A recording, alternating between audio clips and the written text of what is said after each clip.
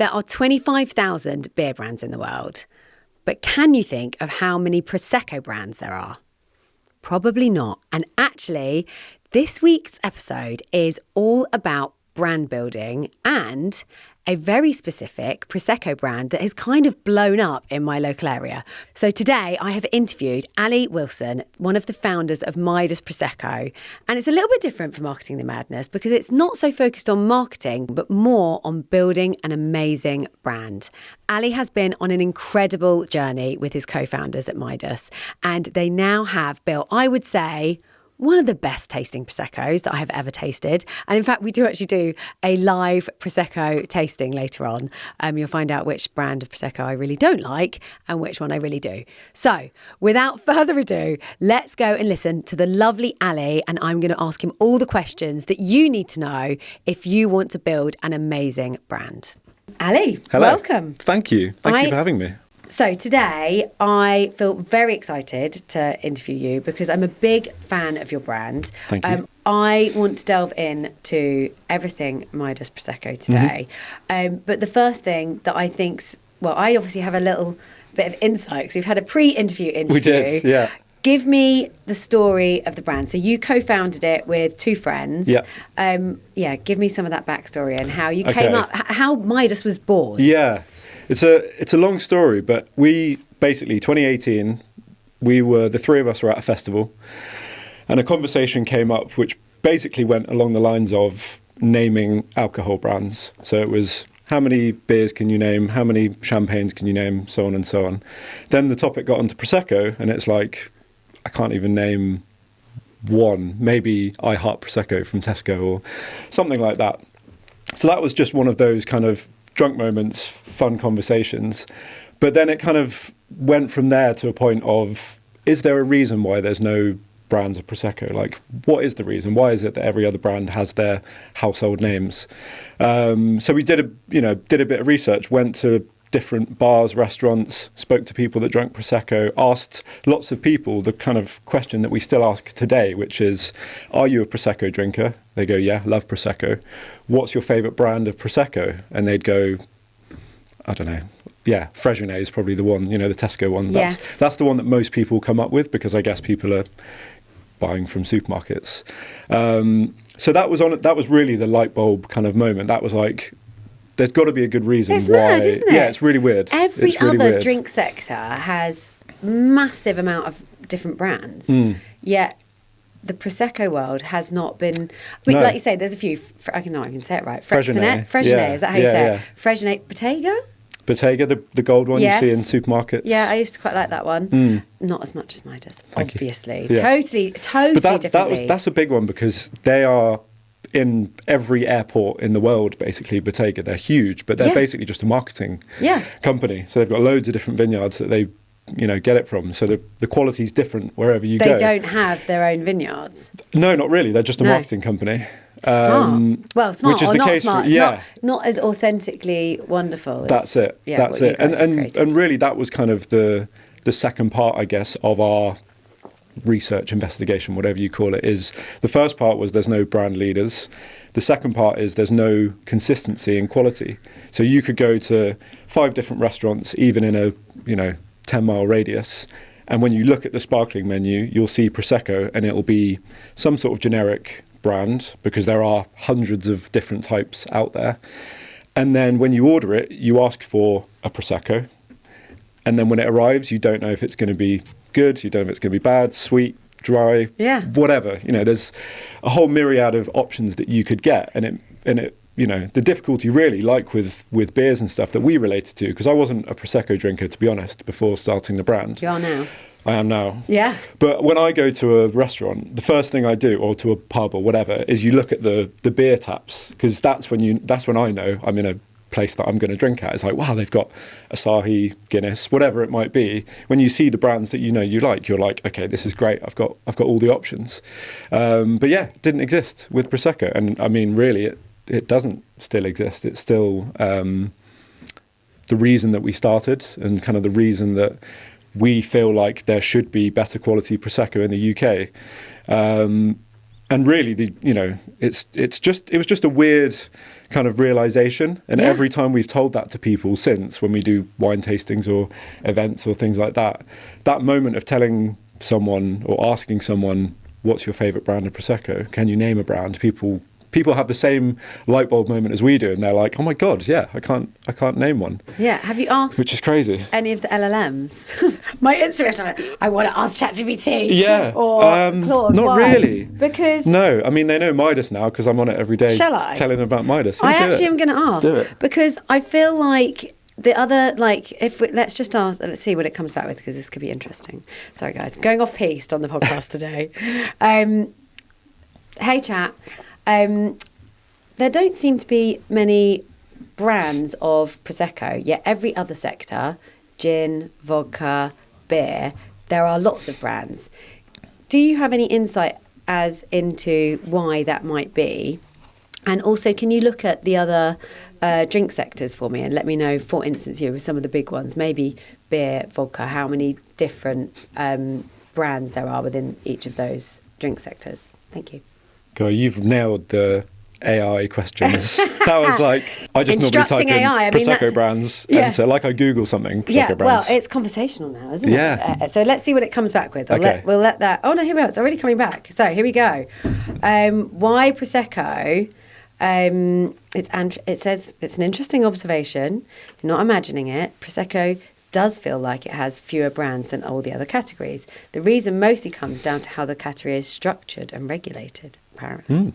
Interesting. Prosecco seems to have fewer brands. Key reason is it's not a brand category. Is it? Well, therein lies the problem. It's a protected regional product. True. Prosecco is a DOC or DOCG wine. Yeah. Which I always look, DOCG is better than DOC. It's one of those where it's like saying a Ferrari is definitely better than a Lamborghini. Okay. It's kind of like you can have an amazing DOC and a not great DOCG. Yeah, see, you need to educate me on that. Yeah, because it is about where the regions are. Okay. But technically speaking, so... Yeah. Mainly Veneto and That's it. Friuli Venezia. Friuli. So that's where Midas is from, Friuli. Okay, nice. Yeah. Friuli. Yeah. Yeah, I mean... But it's I basically need to like a speak champagne. It's a protected region. It has to come from that region.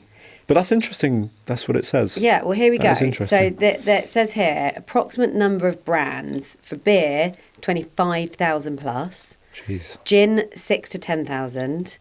Vodka, 2 to 3,000. Whiskey, over 5,000.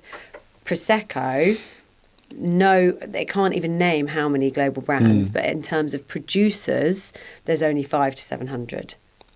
Interesting. I don't know about that producers number because I feel like it... Yeah. To give you a really interesting stat that we learned, the global production of Prosecco is more than champagne and cava put together. Wow. So it's like one of, if not the biggest sparkling drink in the world. And the UK is the number 2 consumer of Prosecco behind Italy, which is nuts. It's not even market. Our drink. So, it's not even our local drink. Back to the Midas story. Yeah. You spotted one from a branding point of view. There was a huge gap in the market. Yeah.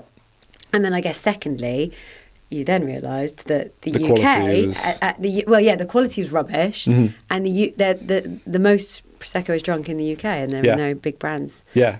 I think the UK has an interesting relationship with alcohol in that, stereotypically people look at the UK as like really heavy drinkers, which we are. Yes. But I think where Prosecco's fallen foul over the years is that the quality of what you're drinking hasn't really mattered. It's always been that go-to cheap bubbles, very female-led, your bottomless brunches and all that kind of thing. And it basically is a cheap source of alcohol. Yes. Not like your White Lightning and your ciders and stuff, but it's come on, it's give like, us a bit more class. I like Prosecco. Yeah, that's ultimately the thing that we're trying to solve is that there is a real quality to Prosecco. Yeah. And the way the world is at the moment, champagne's becoming more and more expensive. So on a restaurant menu, it might be 60, 70 pounds for your entry level champagne. But Prosecco used to be like a 25 pound bottle of fizz. You'd wake up with the worst hangover in the world because it's just full of all the additives and all the crap. Is that true? If you drink a better quality in all categories. Yes, in all categories. And because it's got, what is it, sulfates? So this is one of the most important things is how it's produced. So what you were saying before about DOC, DOCG, that is true. There is a quality requirement that has to be met for DOC and DOCG, but how it's made is still by far the most important thing. So how good the grapes are, whether they've been grown on the same vineyard or whether they've been imported from somewhere else, whether they've been perfectly picked or whether it's just let's get as many grapes as we can and put them in. Then the production time is like there's a minimum requirement of 15 days for the second fermentation. So Prosecco is slightly different to Champagne in how it's produced. So Champagne is, as a lot of people know, it's kind of the last stage of fermentation is in the bottle. That's why Champagne ages, because you can keep it for years and it will effectively age to a point where it will get better. Prosecco is made to be drunk. So within 2 years, ideally, you should drink it, depending on the quality. It can be more or can be less. But that second stage of fermentation for Prosecco is done in stainless steel tanks. So really low temperature, high pressure. The longer you leave it in that tank for, the more flavour you're allowing to come out from the grapes. You don't have to add any CO2 to it because it's under high pressure. But if you do it for a short period of time, you've got to add bubbles effectively. The sulfites are naturally occurring in the grape. So if it's a short production time, it will last not very long unless you add extra sulfites to it. And the same with the sugars as well. So depending on how long it's been fermenting for, it might not bring out any of the sweetness or the natural sweetness of the grape. Therefore, you're adding a lot of sugar to it. So in a nutshell, the shorter the production time, the more CO2 you have to pump in to make it fizz, the more sulfites you need to add to keep it preserved, and the more sugars you need to add to give it a bit of flavour and a bit of sweetness and that sort of thing. And the flavour just won't be, you're not getting anything out of the grape before it's just like, right, let's get it off the production line, get it to the UK and have them all drink it. That's where Prosecco has been for the recent time. And I'm not saying there's no good Proseccos, because there are some actually really nice Proseccos on the market, but they don't necessarily have the brand behind it or the, recognised, I don't know, name or something like that. It hasn't existed. So this is everything that we kind of learnt from an early point of the brand. But yeah, that quality side of things was, the number 2 most important thing, if not the number 1 most important thing when we started it, because we knew that if we were going to do something and come out with a brand, we didn't just want to be another brand. That was, like you said, there is a brand, Bottega are kind of owning that side of things. They've marketed it well. It is probably one of the better known Prosecco brands, but it's not built around quality produce, is it? Not necessarily. No, no offence. Exactly. It's more of a marketing play. And that's it. And the thing is with wine and beer and every category is it is quite subjective. Yeah. So people do like different drinks. Yeah. So you can't just come out and say this is the best Prosecco you'll ever drink, because that would be, everyone's obnoxious. Different. But we used to. I used to work for Perrier-Jouet and Mum Champagne were our 2 champagne brands, and Mum had a bit of a bad rep because it hadn't been made particularly well. But then they had a lot of big changes, and the quality actually of Mum was very, very good. But we used to do blind tastings, which we're going to do later, by the way. No pressure. No pressure. But we used to really can Moet. Yeah. Because Moet done a fantastic job with the brand. Like, they sponsor the right events, they're in all the right places, they're part of LVMH, they're very well known. However, the quality of the actual wine or the champagne was not you blind taste it next to Perrier-Jouet and Mum, and PJ and Mum would come out miles above. And I think that's the, having come from that industry, for me, I can be quite a snob, and if Prosecco's too sweet, I can't drink it. Like that, I'm quite picky with my with my drinks, I guess. With your choices. Because you are when you've worked in that industry, it becomes very natural. So I want to get back to the story. So you knew there weren't many Prosecco brands out there, huge opportunity. You knew the UK market was huge, and we're one of the largest, Prosecco drinking nations out there. Yeah. And you also recognised that there was a lack of quality Proseccos. So What happened next? So the three of us, so there's me, JJ and Toby, the three co-founders. Jay had a background in alcohol, so he owns a few bars in Bournemouth, has worked in bars for most of his life in hospitality. He has a lot of experience in that world. I come from a creative background, so I've worked in agencies, was a web developer, graphic designer, everything creative. That's my world. And then Toby has spent a bit of time in the Middle East working for luxury brands, and more recently has been in the business and finance world. So between us, we kind of thought we make quite a good team. And I think that's something that people have said to us over the years is we kind of, we don't cover everything, but we sort of cover all the bases. We've got all the ingredients to make a brand together. We're very easygoing. We're good mates. Me and Toby went to school together. We've been friends for probably close to 20 years. We've known Jay for well over 10 years. And we kind of just, once that spark happened, we kind of thought, let's just explore it and see what we can do. Let's see if we can come up with something. But we had a few, I'm not going to say ground rules because it wasn't that boring, but we knew we wanted to do it right. We weren't in it to make money. We just wanted to do something different that wasn't on the market that people could resonate with. We wanted to have a story that went with it, that not necessarily about us, but about a brand that people could resonate with, that people could remember, most importantly, and the quality had to be second to none, or as good as we could possibly create. So that was 2018 when we first had that idea. So we were all working full-time jobs, doing what we were doing, and just basically spent our spare time for the next, 12 to 18 months coming up with the name, coming up with the story, and most importantly, finding the right vineyard that shared those values with us, all of which, if I look back now, I don't know how we did it, really. It's one of those things that I couldn't do it on my own. I'm a very problem-solving type of person. So I remember when Toby and Jay were real keen on the idea, I was thinking, oh, God, there's no way we can do this. This is But you have. But we have. And that's what's amazing, the boldness to just go out there and go, we're going to go and find somewhere. 100%. But it's one of them where when it's an idea like that, I immediately think, I've got no idea how we're going to do that. But as soon as they say, well, let's see, do you want to see if you can come up with a brand or something like that, then I've got a problem that I need to solve. And that's when I kick in. But I think it was Jay originally that had the idea of the name Midas. And he, for some reason just loved that name.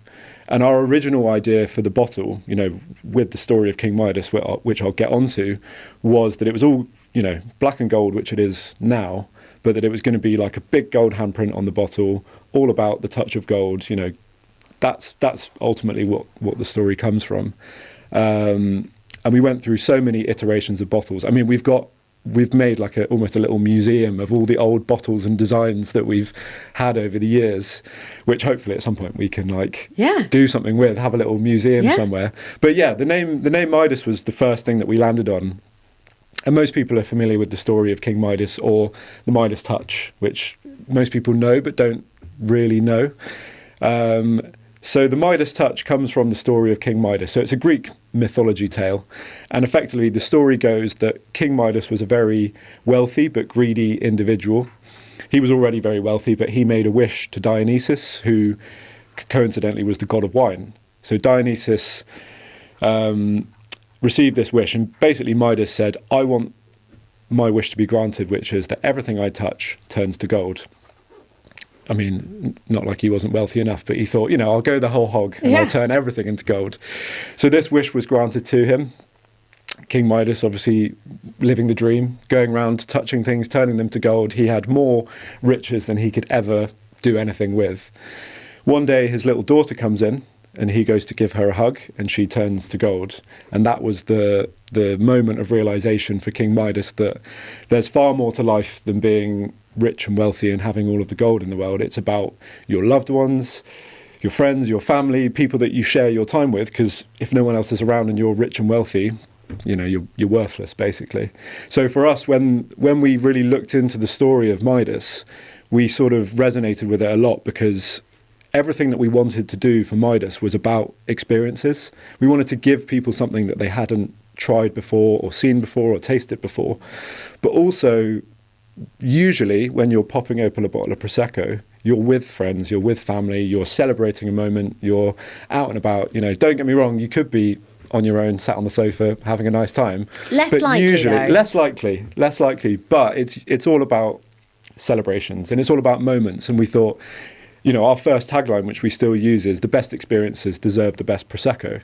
Because why, in this day and age, we're not 18 anymore, we're not going out drinking cheap and cheerful booze. People want to drink something that's nice, but they also don't want to feel awful the next day when they've drunk something that's bottom It's of the often shelf, your first cheap and drink, right? cheerful. Like first drink at a wedding, at any you're kind toasting of a celebration. Toasting a moment, whatever it might be. It's all about celebrations and moments. So for us, the story of King Midas, it's a morality tale, really. Most people look at it as, it's just about a guy being selfish and greedy. But really, it's a morality tale in that life isn't about just being rich and wealthy and having all of the gold in the world. It is about your loved ones and people you have around you. And so for us, Midas is a luxury, but it's an affordable luxury. It's not, we're not Dom Perignon charging £200 a bottle. It's an affordable luxury. So we feel like the quality is much higher than a lot of the champagnes on the market, but the price it's affordable. It sits in a nice gap on most bar or restaurant menus that you can afford it. So once we came up with that and we looked into the story, and I mean, we didn't even know about the God of Wine part. That was just something that when we looked into it, we were like, oh, wow, this is unbelievable. Like we've nailed it. Like the God of Wine granted his wish. Like it couldn't be more perfect, really, which was just nuts. So we had the brand. I was working for an agency at the time, and I'd spoken to a few people at work about it, but we knew that the idea of the big hand on the bottle was cool, but in practice, when we printed some demo bottles out, it just looked ridiculous. It was too garish, too much. But we loved the idea of people connecting with the bottle somehow. I'm going to grab the bottle do at it. this point. So you've got the gold thumbprint on the front and some gold fingers on the back. So the initial idea was a big gold handprint on the front, basically because we wanted people to feel like when they grabbed the bottle, they were giving it their own touch of gold. But obviously that was impractical. So we came up with the idea of having a thumbprint on the front and then some fingerprints on the back label. So it looked a lot more sleek, a lot more sexy, but it still gave that touch of gold. And then the signature on the front, we sort of say is King Midas's signature. So it's almost like King Midas has signed the bottle. Yeah. He's given it his seal of approval. And then we've given it our thumbprint, which is actually an amalgamation of the three of our thumbprints. So we each did fingerprints, thumbprints, and I combined them all together. And that thumbprint on the front is the three of us together, which is a really cool touch that I always forget to tell people because it's just one of the many things we want to talk about. But that's quite a cool little feature of it. And then on the back, we've each got a fingerprint. But yeah, it kind of all came together at that point. And the black and gold element was something we were pretty keen on because Prosecco still to this day and probably always will be a female-led market. So a lot of although generic brands you see, they are targeted at females. They're a bit more pinky, or the names are a bit more like feminine-led because they're obviously, appealing to that market. But there is no reason why a guy can't drink a bottle of Midas. We wanted something that was androgynous but still looked sexy and looked different. So black and gold was perfect, obviously.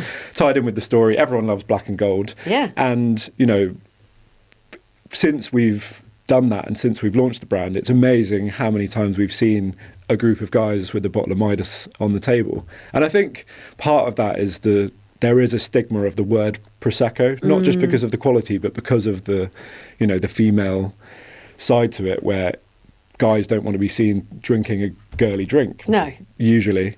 But they don't mind having a bottle of champagne because it looks like they're ballers. No, exactly. But champagne, that's the thing with champagne. It's expensive. Like connotation of the word. Yeah.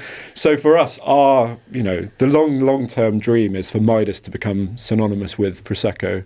Like, bad example, but like Hoover is to vacuum cleaner.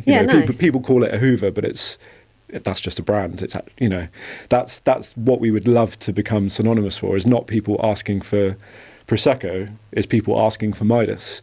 So that's like the real, long-term dream is people asking for Midas. Like that's a drink in itself. Yeah. But it's a challenge. It's one of the things in the UK particularly, that connotation of Prosecco, or that stigma, I guess, that's attached to it, is people going, why would I want a premium Prosecco? Because they just think it's cheap and cheerful but more expensive with a brand. Yeah. So getting over that hurdle is one of the most fun but one of the most challenging parts of what we do, is changing people's perception. And honestly, the easiest way to do that is just to get it in people's hands and let them try it. Well, you're creating a category, aren't you, effectively? Kind of. And it's been interesting, actually. I was interviewing a lot of people in Abu Dhabi, we were talking about this earlier, at Shop Talk Luxe. And, lots of, traditionally, like if you go back 10, 15 years ago, very different sector, but there, for instance, was a lot of, if you were buying jewellery, you were spending, thousands or you were buying junk jewellery. There was no in between. It was either very expensive diamonds, proper luxury, or you were buying, fake stuff, junk basically. jewellery in Topshop that was a bit more not costume jewellery, but like a bit more like it's like fast fashion, basically. Cheap, fast fashion jewellery. But now there's the brands that I buy sit really nicely in the middle. So I interviewed Monica Vinader, who basically created this kind of new category for jewelry brands, and there's lots of others in that, like Missima and various others now that sit in this kind of Majuri. I think probably Astrid and Mayu are kind of tipping into that, but they've created a category that wasn't there before. So I guess probably some interesting things that you could look at in terms of how they did that. But I think that's potentially what's interesting here, is that there's some education to do to the consumer, but there's also the opportunity for you guys to create a category so that people have got an option to buy or consume a brand that actually is more fitting to them, is probably better in lots of ways. Yeah, it's kind of like that Goldilocks effect. Yeah, it's like something that's just right. God, that's cringy, but it's basically, that's what it is. I like the reference back to gold again, Goldilocks. I feel like there's my God. And even the jewellery thing. Oh my God. There's some collabs Gold that could happen everywhere. here. Well, I wanted to delve into this, and you might tell me you don't have the answers yet, but from a marketing perspective, what's next for you guys? So you've grown the brand, you're now, you work for the brand full time, which in itself, by the way, from an idea to get to where you have so quickly. Yeah, it's amazing. Incredible. You should be so proud. What's next? Like, what's the master plan to crack? The master plan changes all the time. Yeah, I bet. But we have our core values that we've always stuck to, and it's easy to get swayed by that. So we never want to be a supermarket brand. So we don't want to be in your corner shops and your Tesco Expresses and all that kind of stuff. Money-wise, I know this again from working in that's the clean ticket, right? It's listed in Tesco's. It kind of is, and you're making money. And not saying you would never be there, but we want to be in the boutique wine shops and Selfridges and all of those kind of places. Like that's what both suits our brand and suits our clientele. Yeah, because usually the supermarkets aren't necessarily, they do sell, expensive brands of wine, but it's not usually the people that appreciate a nice quality product that are buying those products. Yeah. But also, the last major piece of the puzzle, which I didn't even go into, is the vineyard. Because it's all a single estate product, technically speaking, there is a limit to how much we can produce. So we don't want to just get through, hundreds of thousands of bottles to the wrong places. We'd rather be a little bit more conservative, but make sure that every touch point with the brand is the right venue or the right retail outlet or whatever it might be. I think really important in this stage of your journey, because if you did get listed in Tesco's, yes, you might, get loads of sales and sell out, but you're not strategically placing the brand. No. So it's very easy to get swayed by that when money's involved. 100%. But I think you're making the right, you're making the right choices to build the right, to build the right brand, or to continue to build the right brand and get in front of the right people. That's it. And we've definitely turned down opportunities where we felt like it's not been, no discredit to anyone, but they've just not been either events that suit our kind of vibe, or they've just been bars or restaurants that we're not really that keen on being involved in. And obviously in the early days, we kind of took what we had to take just because we needed to start the wheels turning and getting it going. But now we've got a bit more control over the brand. That's just really solidified our vision for it. And I think we'd be doing ourselves a discredit. You know, we started in 2018 and we were just about to launch when COVID hit. So we had another year of kind of going back on ourselves. And we realized at that point that we'd started the brand with a vision of being premium but affordable. But at that point, we were ready to go into the market as like super affordable just to get the volume going. And for us, actually, lockdown was kind of a blessing in a way, because it made us take a step back and reevaluate all this hard work that we'd put in to get the brand to where it was. And we were about to go out into the market just competing with the existing categories that were there, not filling, you know, like you say, that sweet spot that's sort of sat in the middle. And since then, we've really stayed true to what our vision is and our values are, but not just for the brand, but as people as well. You know, we didn't want to just be in it to sell out and to, you know, just make a quick buck and be in it for a short duration. We wanted to really build a foundation of the brand values, what we're all about, what product we produce, and then if we keep doing that and we keep working hard at it, naturally it's going to go in the right direction. And that is where we are at the moment. So we're distributing through wholesale is kind of the scalability for us. So that's wholesale into bars, restaurants, hotels. So we're making our way across the south. We're in a few, big towns and cities that aren't Dorset based. London is obviously an area that we're hoping to tap into in the short term. But really the kind of long-term vision for the brand is just continue to work with the right people, get into the right venues, and sort of start to really spread ourselves across the UK. You know, to put it in perspective, there's still basically 3 of us that are working on the brand. So we've not, you know, we're self-funded. We've not taken investment from anyone. We obviously get offers all the time, people that want to be involved or love the brand. And, you know, I always massively appreciate it when someone says, I want to be involved, I want to invest, whatever it might be. But we just don't feel like we're at that point yet. And we would rather be a little bit slow and steady, continue to hold on to our control of the company, continue to work on the right values, because it is going in the right direction. Yeah. You know, myself and Toby have quit our jobs. We're basically full-time on Midas now, which is amazing. Like, that in itself is something that 2 years ago, that was our goal. And now we've hit that goal. So the goalposts do keep moving, but we just want to bring the Midas experience to more and more people that want it, basically. So to the venues that appreciate the quality, you know, that's really what we're about, is changing that perception of Prosecco. And we're not going to ever step on the toes of the cheap and cheerful stuff, because that market will always exist. And we're not stepping on the toes of the really expensive stuff, because that will always exist. But we just want to keep almost re-educating people about the fact that Prosecco can be a really amazing drink, and it doesn't have to cost you as much as champagne. It can cost you less. It does cost you less. And then the story and everything goes with it. It's just continuing to kind of ride the wave of Midas. But, you know, we're really good at writing a story, but one thing we've learned as a 3 is we're not good at telling a story. So we can come up with the ideas, we've got great vision for the brand and that sort of thing, but none of us are marketing specialists. You know, we're not good at I can help you with that, Ali. Thanks. I've got honestly, the amount of ideas that are buzzing in my head for things that you should do. And we're like that. We're so full of ideas. And it's hard, isn't it? You've got to do the right thing. We've got to do the right thing, and we've got to focus on what moves the needle, what makes a difference Events to us. and celebrations in the right places, I think. There could be some interesting. Exactly. And you know, hospitality is at the moment 80% of our business.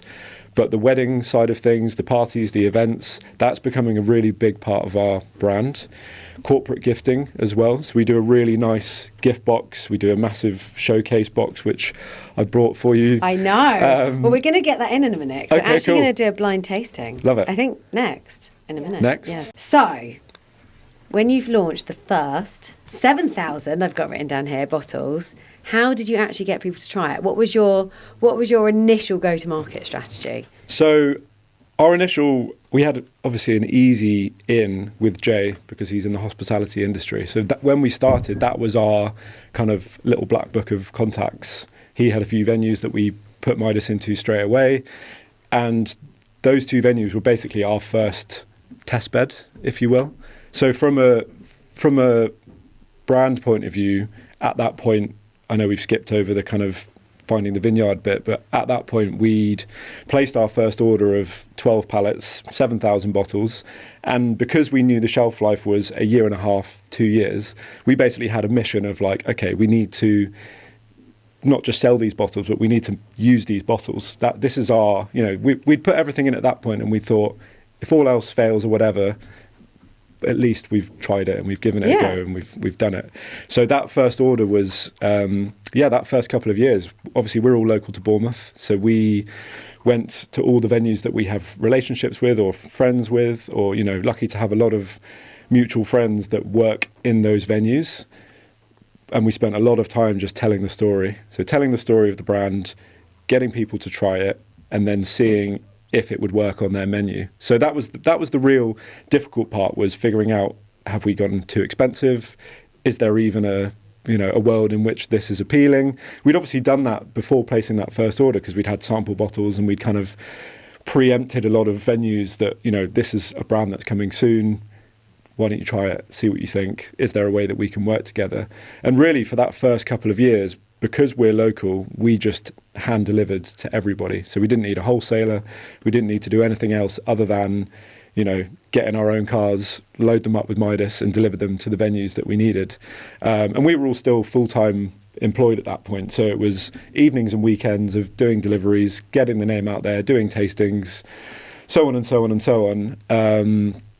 But really having a few really key contacts, both in the wholesaling and warehouse storage world and the hospitality, restaurants, bars, hotels world, we had enough of a starting point that we could at least get the brand out there, get a few venues with it on their menu, and just see what happened and see what the feedback was. And those were some of the most amazing months of the journey so far, really, because it was just mind-blowing when you go into a venue and you look over and there's a bottle of Midas on the table and you're like, oh my god, they're actually like happen. It's crazy. And from all of our points of view, like, we've all had such different involvements in the brand, but that culmination of what we started to come together, see it on a menu, see it on a table, and see people drinking it and enjoying it, and the amount of times that we heard people saying to the waiter or waitress, oh, I love, this drink's amazing, and they'd be like, oh yeah, the founders are over there, and we'd be like, oh my god, this is like just wild. It's just really weird. And we're still so small, we've still got such a long way to go, but it's those kind of milestones that make you kind of pinch yourself and think, we've actually done something. Like, we did a thing. We made it happen. And we there's no way we would have done it without each of the three of us working together and making it happen. There's no way I could have done this on my own. I'd have given up at the first hurdle. But it's a testament to how important it is to have the right people around you as well. Yeah. Because you've got to play to your strengths. Yeah, I guess the story is a lot around your personal connections. It was a big help. I mean, I'm all about people-powered marketing, and that's what you've done. You gave the power to your network. You trusted it, in your allies. You got the brand out there through. I mean, at the end of the day, that's what all brands are about. Let's be honest. Like, if people don't love your brand, if people don't want to adopt your brand or don't believe in it, they're not gonna buy it. No, exactly. And I think we were lucky to have contacts that got us started, but I think it's a testament to the brand that we only needed that so much just to give us a bit of a kickstart. I think the product and the marketing and the brand kind of speaks for itself. Well, we know that, we didn't know at the time, but I think even if we didn't have those contacts, it would have proved itself enough in the market for us to know, okay, we're doing something right. Yeah, we're doing something right. And that's the most, for all its stresses and that sort of thing, that's the most satisfying thing, is that I can go to bed at night and be happy knowing that we're not selling something awful and trying to like spin it as a marketing thing. We're not just trying to put a plaster over a hole and be like, oh yeah, it's the best Prosecco ever, and like, we don't have to lie through our teeth about anything. It's just all organic and done in the right way. That's by far and away the most satisfying thing, is we're doing something that people enjoy and people love, and we don't have to sugarcoat anything. We just stay a little bit humble and just kind of like tell the story how it is, and tell the story of the brand. I think it also helps that the three of us are quite we're all fairly humble people. We're all fairly relaxed. We never argue. We just kind of like let things happen. Yeah. And I think sometimes in those environments, you get one person that's too strongly opinionated or too firm on an idea or whatever. You know, we've all had to compromise on different ideas and different visions and directions that we wanted to go in, but we just kind of the brand. It just happens on its own almost. It always feels like Midas is just pushing it along. You know, King Midas is pushing the brand along while we just kind of like facilitate it. Basically, it's really cool. Yeah, it's very satisfying to have got to where we've got to, and who knows where we'll get to. What's next? Yeah. Well, the product speaks for itself. I think that's the product speaks for itself. Now we're truly going to see if the product speaks for itself now. Because I'm nervous about this. We're mean. I'm mean. I mean, I have not like drunk gallons of Midas like you have, so I feel like I can be forgiven for getting it wrong. Yeah. But let's just see if how I get well it wrong, Ali we're gonna knows cut his this brand. bit. So I think we're going to end the podcast now. Yeah. We're going to record this separately, but we'll probably add it as a trailer, guys. So if you've enjoyed the episode so far and you want to see if Ali really does know Midas as well as he says he does, I'm sure he does. We're going to do a little blind tasting now. So yeah, if you enjoyed this, stay tuned, subscribe, and make sure you come and watch our little mini episode where we're doing a tasting.